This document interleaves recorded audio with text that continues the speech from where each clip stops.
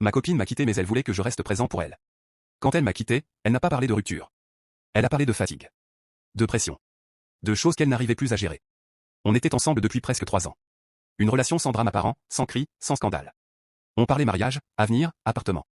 J'avais l'impression qu'on avançait lentement, mais sûrement. Elle me disait souvent que j'étais sa stabilité, son refuge. Que sans moi, elle se sentirait perdue. Le jour où elle m'a annoncé qu'elle partait, elle n'a pas préparé son discours. Elle a juste dit. J'ai besoin de respirer. Elle tremblait.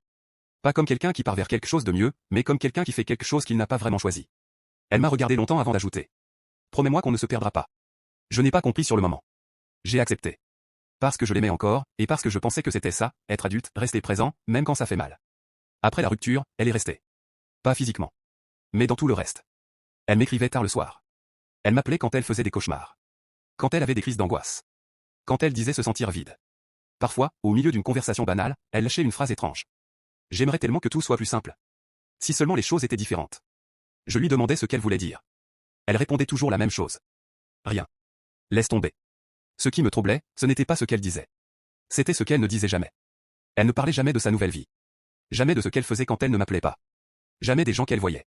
Mais je sentais qu'elle n'était plus vraiment seule. Un soir, je lui ai demandé, presque sans réfléchir, si elle voyait quelqu'un. Il y a eu un silence. Long. Trop long. Puis elle a répondu. C'est compliqué. Elle n'a jamais expliqué pourquoi. À partir de là, quelque chose a changé. Elle avait besoin de moi, mais à des horaires précis. Elle disparaissait certains jours, puis revenait comme si de rien n'était, plus fragile que jamais. Quand je lui demandais où elle était passée, elle répondait qu'elle était occupée ou fatiguée. Une fois, elle m'a appelé en pleurant, la voix basse, presque chuchotée, comme si quelqu'un pouvait l'entendre. Dis-moi que je fais pas n'importe quoi.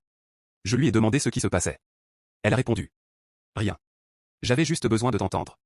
Et elle a raccroché. Quand j'ai enfin essayé de mettre une limite, de lui dire que ça me faisait trop mal, que je ne pouvais plus être là comme avant, elle a paniqué.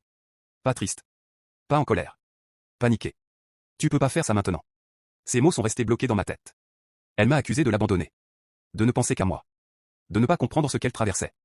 Mais toujours sans jamais dire quoi. Quelques semaines plus tard, j'ai appris par hasard qu'elle s'affichait avec quelqu'un. Pas officiellement. Juste assez pour que ça se sache. Quand je lui ai demandé pourquoi elle ne me l'avait pas dit, elle a répondu. Parce que je savais que tu partirais. Et j'ai compris. Elle avait avancé. Mais elle avait besoin que moi, je reste figé. Disponible. Silencieux. Présent. Aujourd'hui, elle raconte que je l'ai lâché au mauvais moment. Que je n'ai pas été assez fort. Pas assez patient. Moi, je vis avec cette question que je n'aurai jamais le courage de lui poser. Est-ce qu'elle me gardait parce qu'elle m'aimait encore? Ou parce que quelque chose l'obligeait à ne pas être seule?